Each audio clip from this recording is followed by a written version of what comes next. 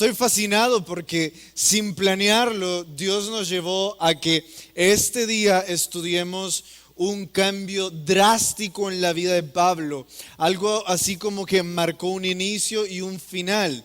Es que a partir de ahora, Pablo ya no va a vivir como un hombre libre, ahora va a tener una vida como prisionero de Roma. Este es un punto de inflexión en su vida, algo así como decir, un alto. Ahora vas a cambiar todo lo que has pasado creyendo y todo lo que has pasado haciendo. Me fascina porque hoy es el primer culto de Icon, hoy es nuestro primer Icon. Quizás significa que para muchos de nosotros hoy debería de ser algo así como un punto de inflexión, como un principio y un final, como decir, de ahora en adelante voy a ser diferente o voy a ver las cosas de diferente forma. Este año va a ser diferente. Y vamos a comenzarlo así. 2 veces Pablo recibió de parte de Jesús hasta hoy, 2 veces hasta hoy, Pablo recibió de parte de Jesús la instrucción de que su ministerio iba a ser directamente a los gentiles. ¿Alguno de ustedes quisiera recordarnos una de esas veces que Dios le dijo literalmente a Pablo, vas a servirle a los gentiles? ¿Alguien quisiera levantar la mano y acordarnos?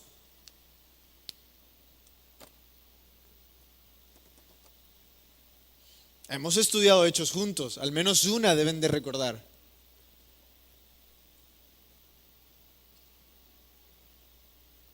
Ese silencio es preocupante, muy preocupante. No, yo sé que tienen pena, por favor no tengan pena.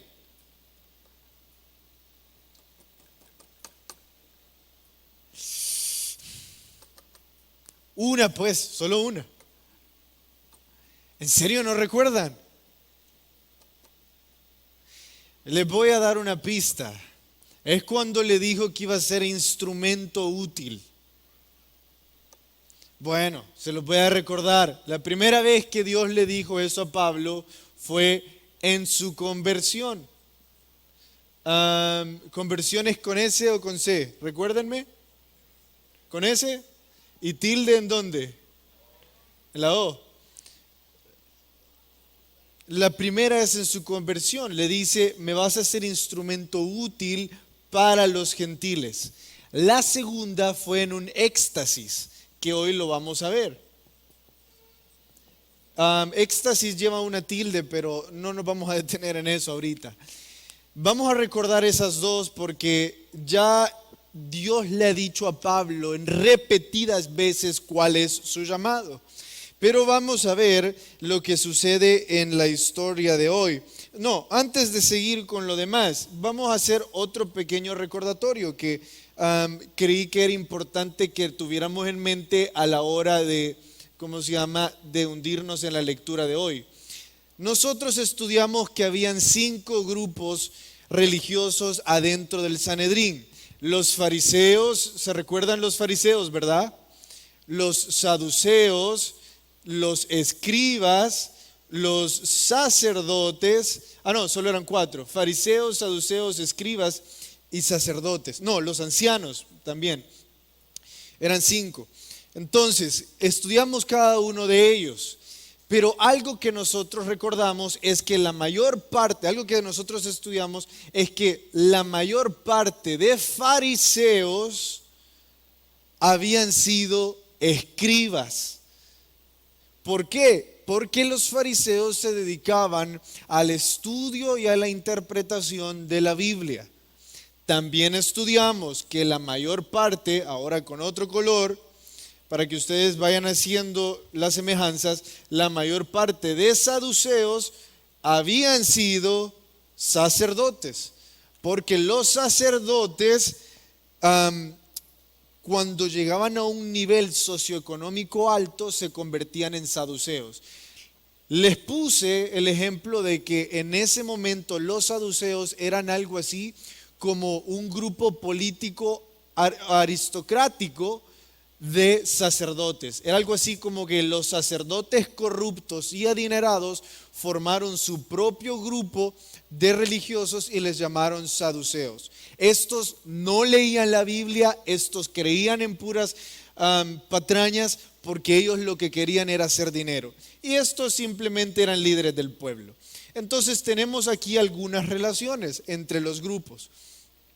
Pablo había sido parte de los fariseos, que en su momento también fue escriba. Los escribas estudiamos que se dedicaban a reescribir la palabra de Dios porque en aquel entonces no habían imprentas.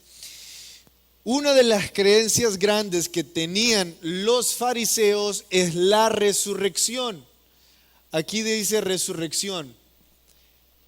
Ellos, los fariseos y los escribas, como estudiaban la Biblia, se habían dado cuenta por medio de la interpretación de que la resurrección era bíblica. Entonces, estos dos creían en la resurrección, pero estos, creyendo que ellos podían debatir y creyendo que ellos podían inventar sus propias locuras, ellos se habían convertido en un grupo anti-resurrección. O sea, este grupo creía que iba a haber resurrección después de los muertos, o sea que cuando uno muere resucita a una nueva vida o en un nuevo cuerpo o a un nuevo lugar, y estos decían no, uno no resucita, una vez uno muere se acabó.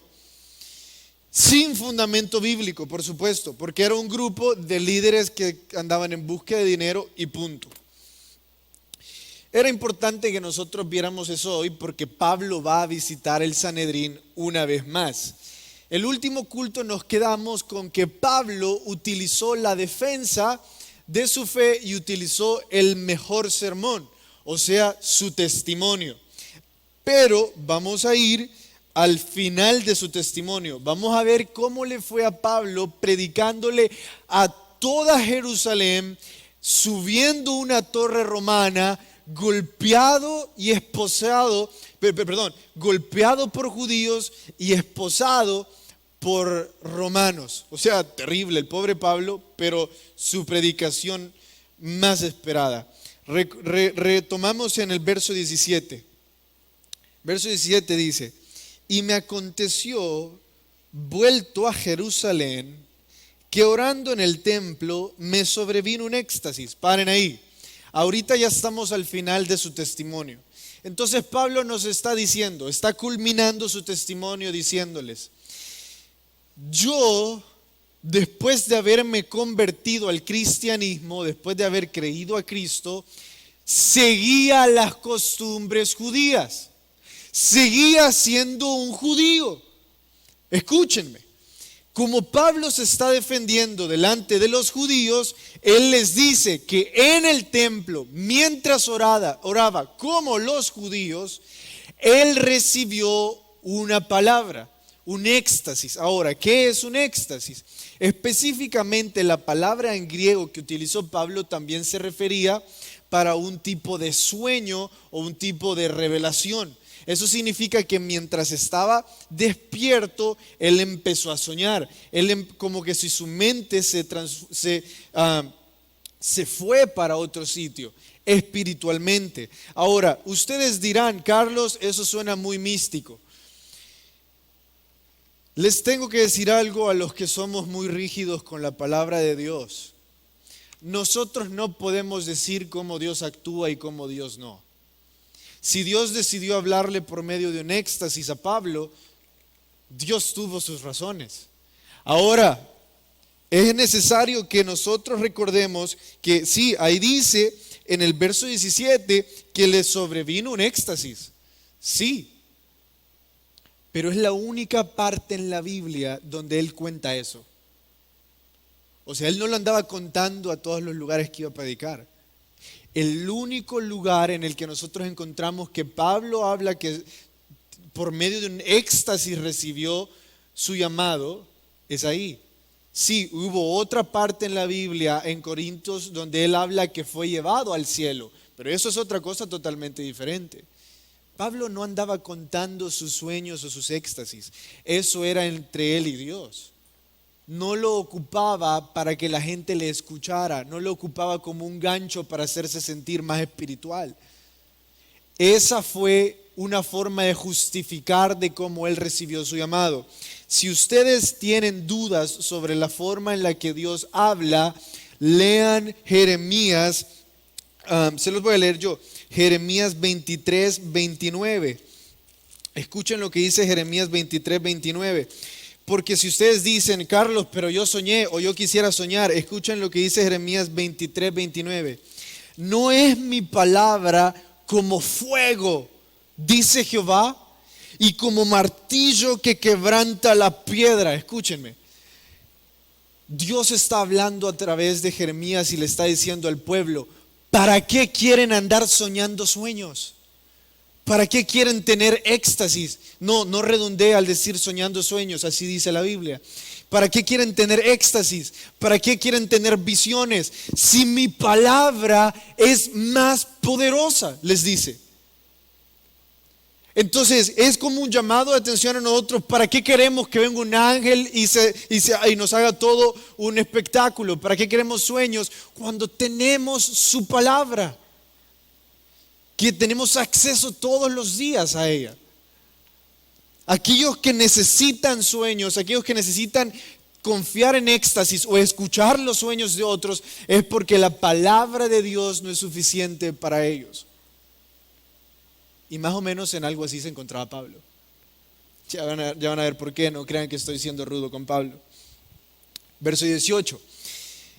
Y le vi a Jesús que me decía, date prisa y sal prontamente de Jerusalén, porque no recibirán tu testimonio acerca de mí. Paren ahí.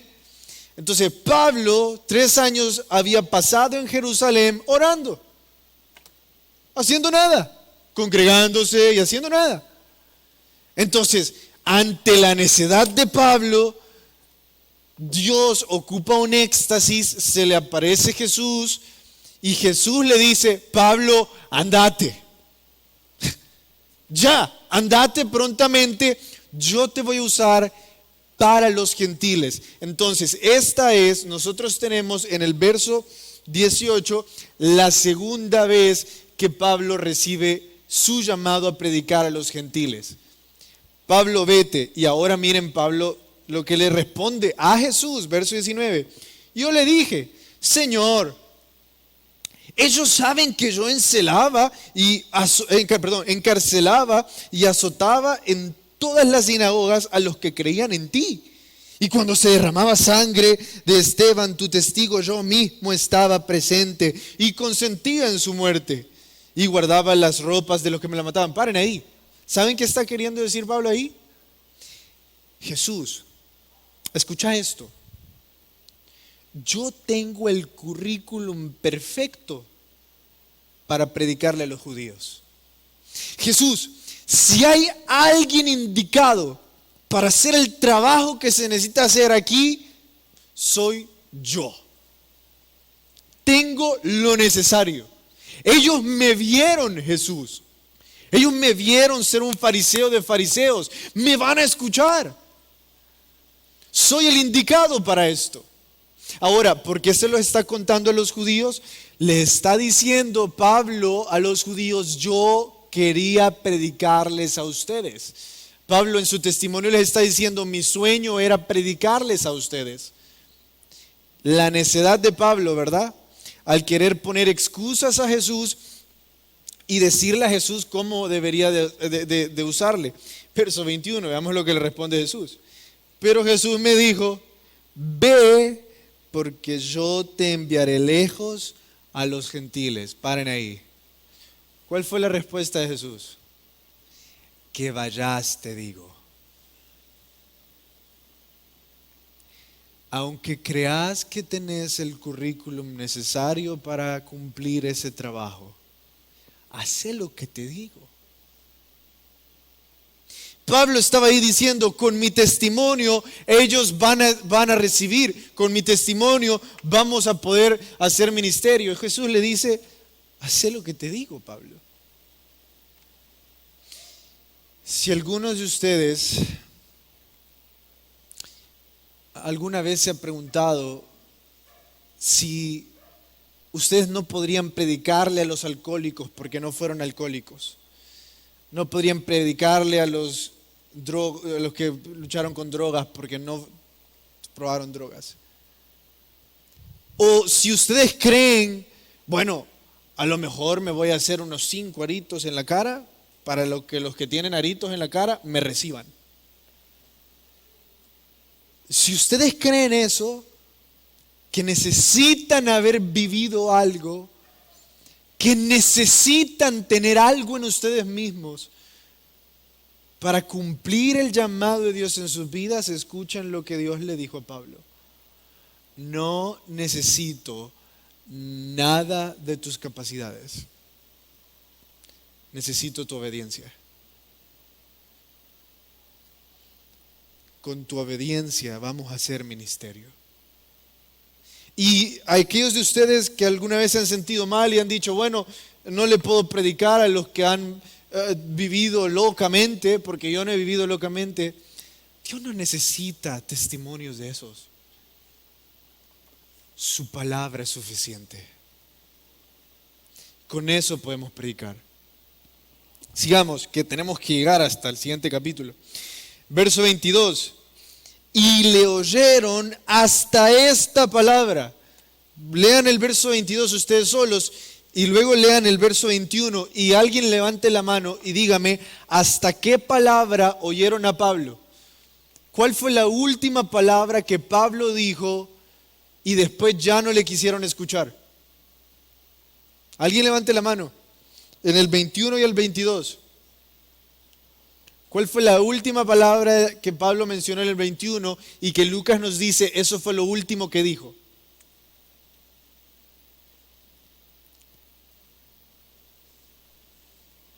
A ver. Hermana Geraldine. ¿Cuál fue la palabra?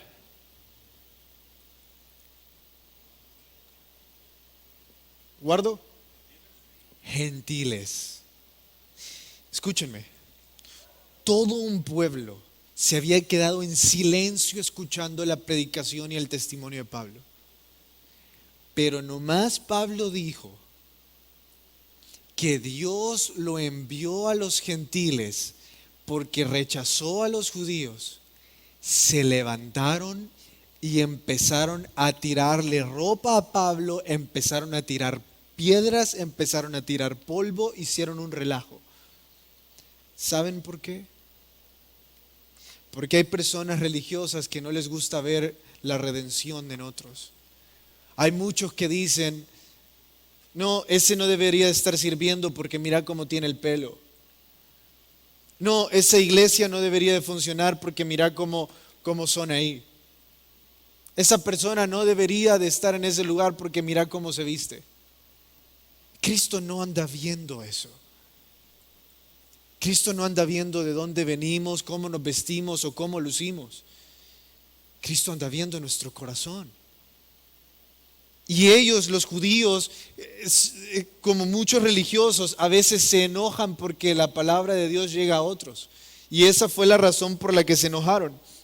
Entonces, se lo voy a contar lo que pasa después. Cuando los romanos, especialmente el tribuno, el encargado de zona, vio que estaba pasando eso, algo así como el alcalde, pero a nivel del ejército, vio que estaba sucediendo eso, agarró a Pablo otra vez y le dijo, ya te van a matar otra vez, vámonos. Cuando llegó al cuartel le dijo a Pablo, mira, quiero saber por qué es que vos causás tanto relajo, así que te vamos a pegar un par de azotes para que nos contés por qué, para motivarte. Entonces Pablo, cuando escuchó eso, el nivel de inteligencia de Pablo lo vamos a empezar a ver ahorita, porque él iba planeando todo sobremanera. Él tenía sus ojos, su mente activa, analizando todo lo que sucedía. Cuando le dijeron eso, él sabía que no lo iban a poder hacer. Ni siquiera podían amarrar a un ciudadano romano sin haberle juzgado y que en el juicio se haya declarado culpable. Un ciudadano romano era algo así como un diplomático en nuestro país, casi que intocable. Tenía que llegar a un juicio para él ser tratado de alguna forma miserable. De ahí ni siquiera le podían esposar o amarrar. Entonces Pablo, al escuchar eso, ya sabía que no lo podían tocar. Entonces astutamente planea algo. Dice: los voy a poner contra la pared. Voy a dejar que me amarren. Una vez amarrado, les voy a decir que soy ciudadano romano y que no me pueden azotar. De esa forma, Pablo los puso contra la pared, porque si Pablo llegaba a denunciar al tribuno y al soldado que le amarraron siendo soldado romano sin un juicio, esos soldados y ese tribuno iban a perder la vida. De esa forma se los echó al bolsillo. Entonces esperó que le amarraran y dice Pablo: me quieren azotar, bueno, soy ciudadano romano. Viene el tribuno, se burla de Pablo y le dice: ¿y vos con qué tuviste la ciudadanía? ¿Cómo es que vos sos ciudadano? Si a mí me costó caro. La ciudadanía romana en ese tiempo solo se podía adquirir de dos formas. Bueno, tres, pero la tercera es un poco obvia. De dos formas. Primero, por un favor que se le había hecho al pueblo de Roma y en agradecimiento algún político les había dado ciudadanía o algún acto de heroísmo. Y la segunda era por soborno, que ustedes habían encontrado un político corrupto que le habían ofrecido un soborno y éste les había dado ciudadanía romana. Es algo así como que si quisiéramos ciudadanía, qué sé yo, suiza, y que la ciudadanía suiza solo se puede obtener por medio de hacer algo heroico por Suiza o encontrar algún político corrupto suizo. Y la tercera es más obvia: si son hijos de un suizo o hijos de un romano. Entonces el tribuno le dice eso a Pablo: ¿cómo lo conseguiste? Es tan difícil. Pablo le dice humildemente: yo soy ciudadano romano porque mis papás eran ciudadanos romanos. Yo no la soborné, yo no hice algo heroico, yo soy un romano de nacimiento.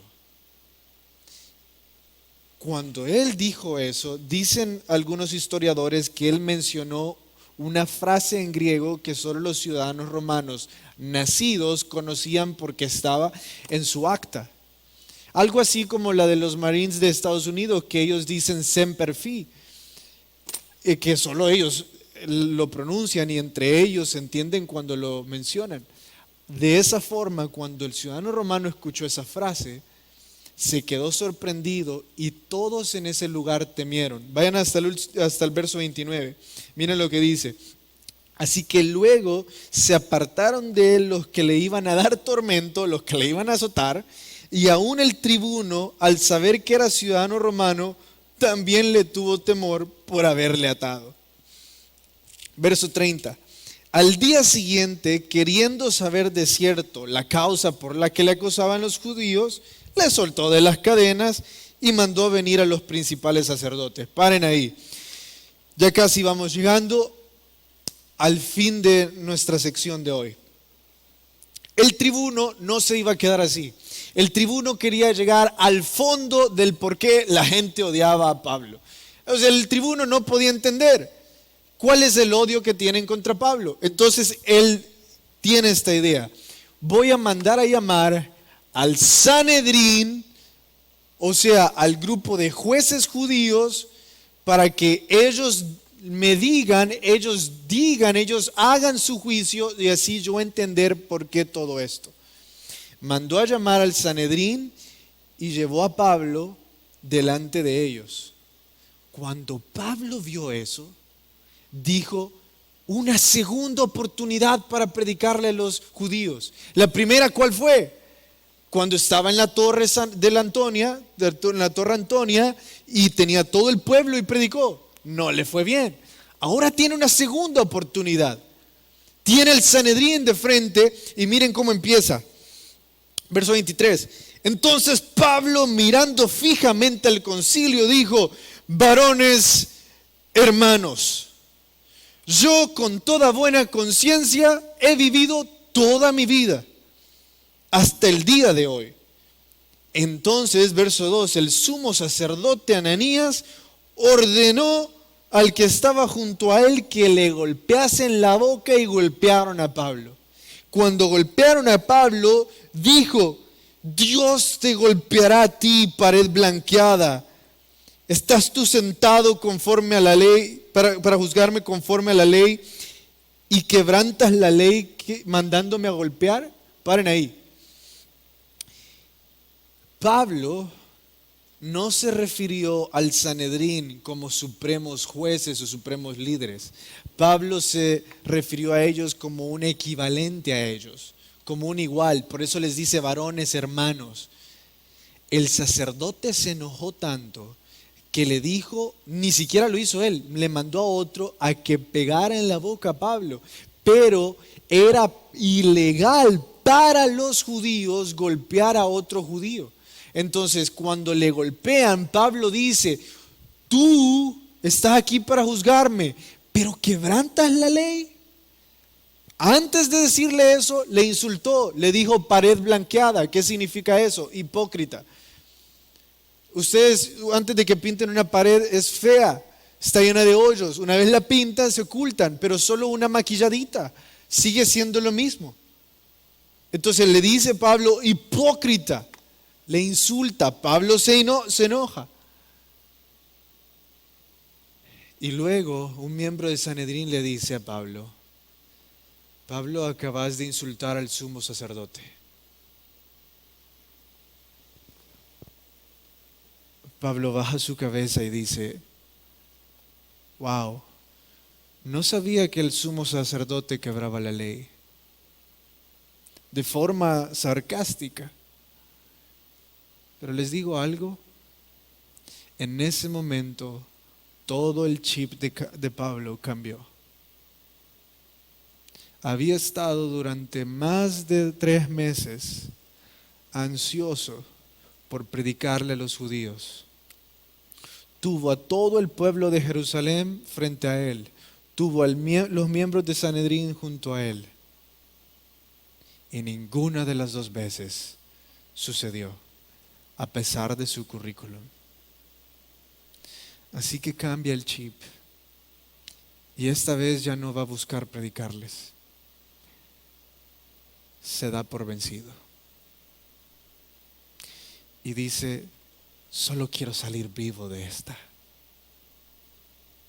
Así que con su mente empezó a analizar la situación y se recordó de este principio básico que todos los ciudadanos judíos conocían, que en el Sanedrín se peleaban. Entonces, vean lo que hace. Verso 6. Pablo, notando que una parte era de saduceos y otra parte de fariseos, alzó la voz en el concilio y dijo: varones hermanos, yo soy fariseo, hijo de fariseo. Acerca de la esperanza y de la resurrección de los muertos me están juzgando estos saduceos. Paren ahí. ¿Qué creen que pasó? Pablo se identifica con los fariseos y les dice: hermanos, soy de ustedes. Estos me odian porque yo predico de la resurrección, que ustedes y yo creemos en eso. Para este tiempo habían pasado más de 40 años desde la crucifixión de Cristo. Entonces el Sanedrín ya había sido renovado en su mayor parte. Habían pasado 20 años desde la conversión de Pablo, entonces ya había nuevas personas. Pablo dice: yo soy parte de ustedes. Así que los fariseos se levantan y dicen: vamos a proteger a otro fariseo de nosotros. Y cuando se levantan los fariseos, se levantan en contra los saduceos. Y dicen: no vamos a dejar a este fariseo sin castigo. Entonces Pablo lo que ocasionó fue una revuelta. Otra. ¿Por qué? Pablo había aprendido que cada vez que habían revueltas, llegaban los romanos a salvarlo.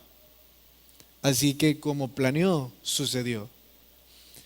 Hizo la revuelta, la promovió, analizó cómo lograrlo, lo logró y llegaron los soldados romanos a salvarlo. Durante el día todos parecemos muy inteligentes, estamos llenos de adrenalina, tratando de que las cosas sucedan, tratando de hacer que todo funcione bien. Durante el año hemos pasado tratando de sacar a flote el trabajo, de sacar a flote el negocio, de tener una cara dura, una cara analítica, una cara estratega, para decir que estamos saliendo adelante. Durante el día tenemos ese rostro como Pablo y tenemos pequeñas victorias. Pero cuando llega la noche, todo se derrumba. Pablo esa noche se derrumbó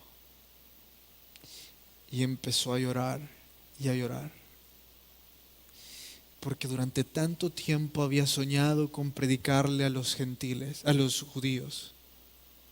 Pero en 2 ocasiones, lo único que había obtenido era golpizas. Pablo esa noche se dio por vencido de predicar a los judíos. ¿Y saben quién le visitó en la noche cuando él estaba desanimado, llorando y frustrado? Le visitó Jesús mismo. Vayan al verso 11. A la noche se le presentó Jesús y le dijo: Pablo, ten ánimo, pues como has testificado de mí en Jerusalén, así es necesario que testifiques también en Roma. Paren ahí. 3 veces Jesús le dijo a Pablo que su llamado era con los gentiles. Esa es la tercera. Cuando le dijo: ten ánimo. En las noches, cuando toda la adrenalina baja, cuando estamos solos otra vez y empezamos a dejarnos llevar por la ansiedad y el estrés de cómo las cosas van a funcionar, ya no tenemos la misma fuerza que en el día. Ya no somos los mismos estrategas que somos en el día. ¿Saben por qué? Porque esta batalla la estamos luchando contra nosotros mismos, contra nuestras propias emociones, con nuestros propios pensamientos. Y contra nuestras emociones y pensamientos no hay estrategia que nosotros podamos tener. Jesús sabía que Pablo iba a estar así en la noche.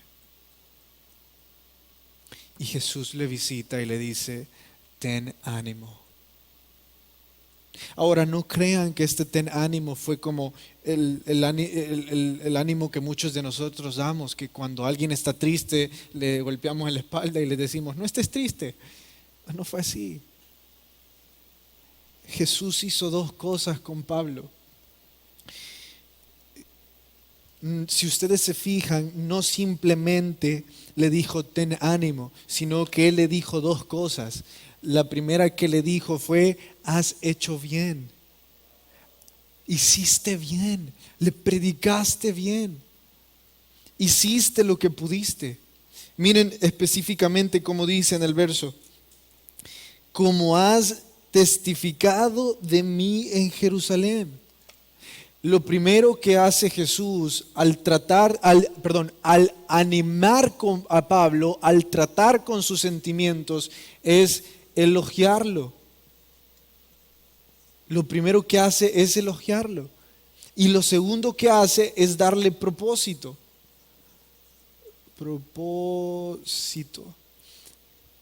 Después le dice: así es necesario que testifiques en Roma. Primero elogia lo que él ha hecho hasta ahora y luego le da un propósito. Escúchenme.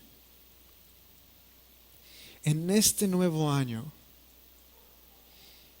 Si ustedes leen la palabra, ustedes van a escuchar estas dos cosas constantemente de parte de Dios. Dios les va a elogiar. Les va a decir: has permanecido fiel a mí a pesar de que todo se ha desmoronado en tu familia. ¿Y saben por qué lo hace Jesús? Jesús lo hace porque en esas noches de tristeza, nosotros pensamos que todo lo que hemos pasado haciendo en el año fue inútil. ¿Por qué? Porque hoy me siento mal. Entonces Jesús se mete entre nosotros y nuestras emociones y dice: no, no es así. No todo es malo. Hay cosas que hiciste muy bien. Hay días que trabajaste bien. Hay días que me hiciste orgulloso de decir: ese es mi hijo. No todo es malo. No importa nuestra situación. Jesús va a decir cosas como: ustedes son mis hijos amados. Por ustedes di la vida. Va a elogiarnos, va a darnos palabras de amor si nosotros decidimos escucharle. No todo lo que ha salido mal este año ha sido porque han fallado. Han hecho cosas buenas. Pero Jesús no para ahí. Lo siguiente que hizo fue darle propósito. ¿Por qué? Le dice: así como ya hiciste, ahora vas a hacer en Roma. Ahora bien, no era el propósito de Pablo. No era lo que Pablo quería. Era lo que Pablo necesitaba. El ánimo de Jesús, 5 veces nosotros lo encontramos en la Biblia, que Jesús dijo lo mismo: ten ánimo, ten ánimo. En Mateo 19:2, en Mateo 19:22, en Mateo 14:27, en Juan 16:33 y ahora aquí. Jesús las 5 veces dice: ten ánimo, pero dice: y haz esto. El ánimo de Jesús no solo viene con animate, el ánimo de Jesús también viene con haz esto. Porque si no lo haces, vas a caer otra vez. Y muchas veces lo que nos tiene hundidos en las noches es que estamos siguiendo un propósito diferente al de Jesús. El ten ánimo es un cambio de dirección. Sabe que Pablo ya está listo para escuchar: eso no era lo que yo quería para ti. Jesús sabe que Pablo ya está listo para escuchar: todo lo que este tiempo has estado deseando no era lo que yo tenía para ti. Y Jesús le dice: ten ánimo porque aún lo quiero para ti. No sé cuántos de ustedes alguna vez escucharon su llamado y se sintieron usados por Dios. O no sé cuántos de ustedes alguna vez han querido acercarse a Dios. Déjenme decirles esto. No importa lo que hayamos hecho, no importa dónde hemos estado. Todos los días podemos escuchar esta palabra de Jesús en nuestras vidas: tengo un propósito para ti. Ten ánimo porque aún quiero usarte, aún con todo lo que traes. Oremos.